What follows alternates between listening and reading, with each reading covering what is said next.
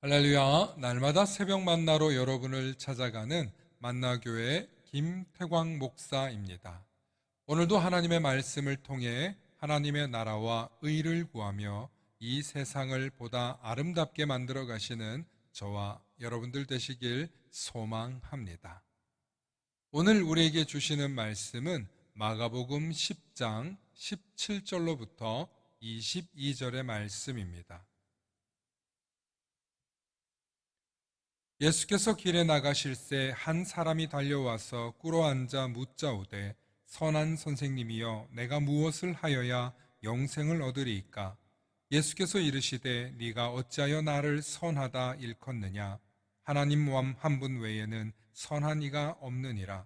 네가 계명을 안 하니 살인하지 말라, 간음하지 말라, 도둑질하지 말라, 거짓 증언하지 말라, 속여 빼앗지 말라, 내 부모를 공경하라 하였느니라. 그가 여짜오되 선생님이여 이것은 내가 어려서부터 다 지켰나이다. 예수께서 그를 보시고 사랑하사 이르시되 네가 아직도 한 가지 부족한 것이 있으니 가서 내게 있는 것을 다 팔아 가난한 자들에게 주라. 그리하면 하늘에서 보화가 내게 있으리라.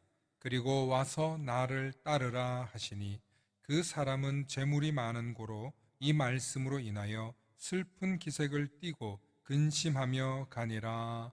아멘.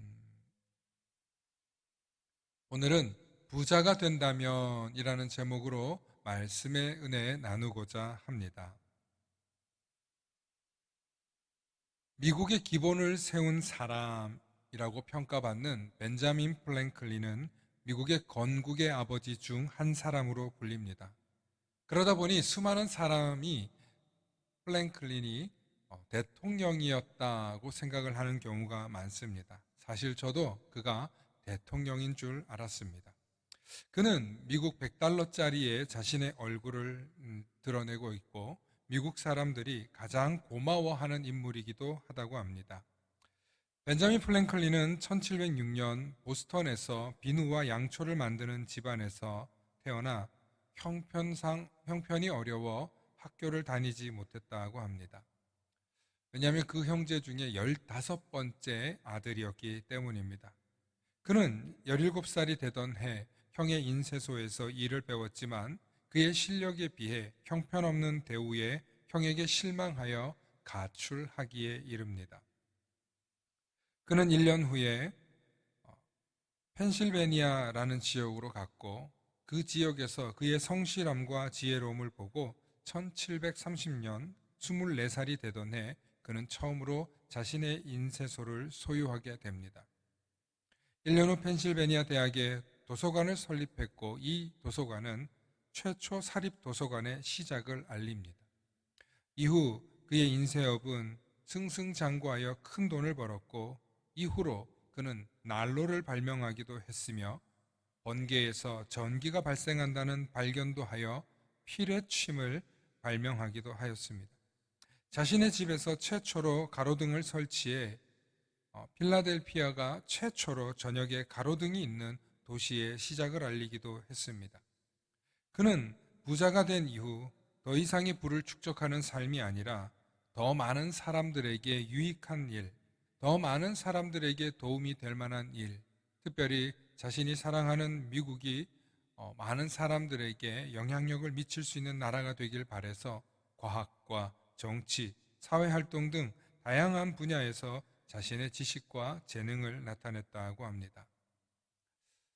많은 사람들이 부자가 되기를 목표로 하지만 자신이 왜 부자가 되어야 하는지 혹은 어떤 부자가 되고 싶은지 뚜렷한 목표가 없는 경우가 대부분이라고 합니다. 너무 가난하게 살아서, 너무 빚에 쪼들려서, 너무 어렵고 힘든 시절을 보냈기 때문에 부자가 되고 싶어 합니다. 하지만 아무리 악착같이 돈을 모으고 부자가 되어도 당신이 건강을 잃는다면, 당신의 인생에 참된 행복이 없다면 당신은 부자가 된들 아무 소용이 없을 것입니다. 그래서 많은 사람들에게 당신은 부자가 된다면 무엇을 하고 싶은가요? 라고 물으면 대부분 좋은 집을 산다거나 좋은 차를 산다고 혹은 해외여행을 간다는 등 다양한 대답을 들을 수 있는데 대부분 물질적인 이야기입니다. 물론 이런 목표를 가진다고 해서 꼭 부자가 될 수 없는 것은 아닙니다. 하지만 분명한 것은 부자가 되려고 한다면, 아니 부자가 되고 싶다면 훨씬 더 명확한 목표와 목적이 있을 때 부자가 될 수 있다는 것입니다. 만약에 당신이 그리스도인이라면 반드시 거룩한 목표, 거룩한 소원이 있으시기를 바랍니다. 특별히 저는 우리 성도님들에게 부자가 되는 아주 쉬운 방법이 하나 있다고 알려드렸습니다. 그것은 바로 사람을 사랑하면 부자가 될 수 있다고 알려드렸습니다. 그렇습니다. 부자가 되었을 때 사람을 사랑하면 그의 부는 점점 더 늘어날 것입니다.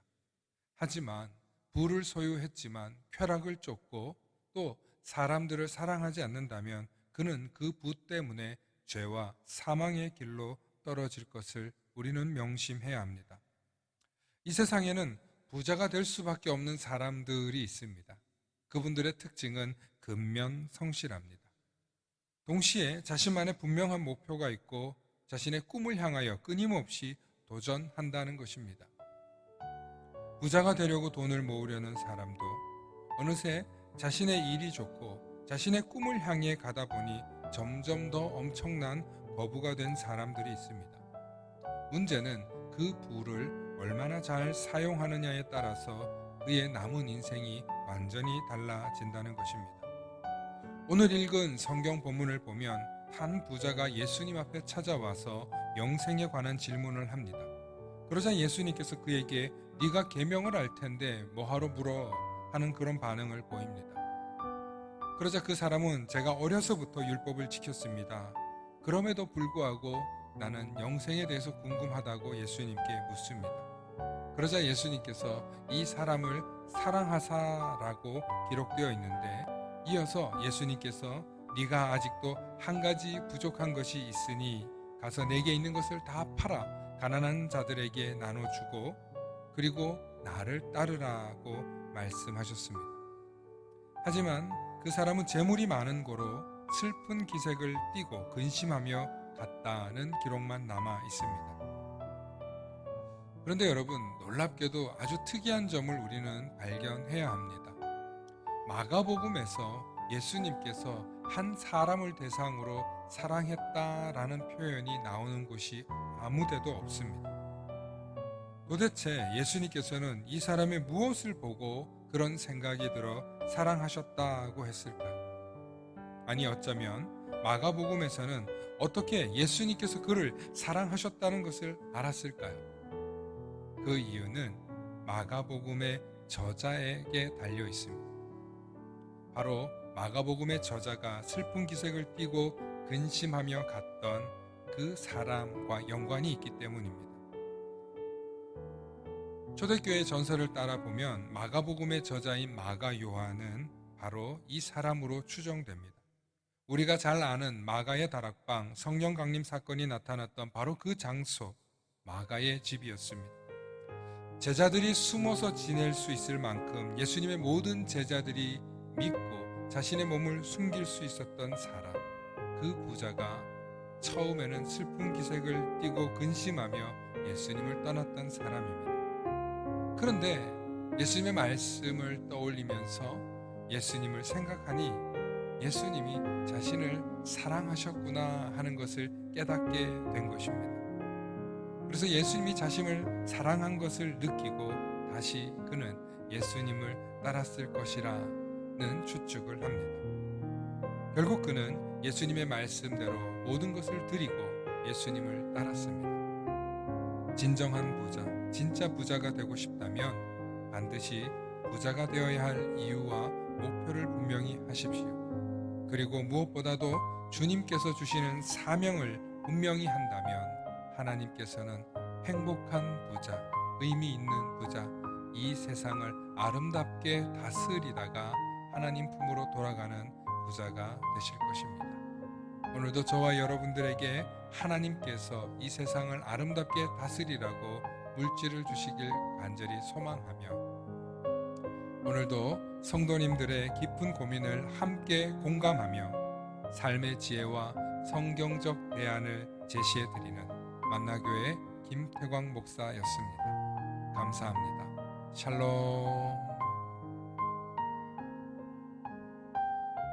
다 함께 기도하시겠습니다. 사랑과 은혜가 충만하신 아버지 하나님, 참 감사합니다. 오늘도 우리에게 생명을 주셔서 하나님의 자녀로 살아갈 수 있게 해주시고 그 생명을 통하여서 이 땅에서 복을 누리게 해주시니 감사합니다. 우리의 삶이 이 땅에서도 풍족하길 소망합니다. 부유하길 소망합니다. 그러나 그 부와 풍요로움으로 죄짓고 하나님을 떠나서 사는 것이 아니라 어떻게 하면 하나님의 나라를 이루며 하나님이 기뻐하시는 뜻을 이룰까 생각하고 그것을 향해 우리의 삶을 드리는 우리 모든 성도님들 되게 하여 주시옵소서. 감사드리며 우리 주 예수 그리스도 이름 받들어 기도 올리옵나이다.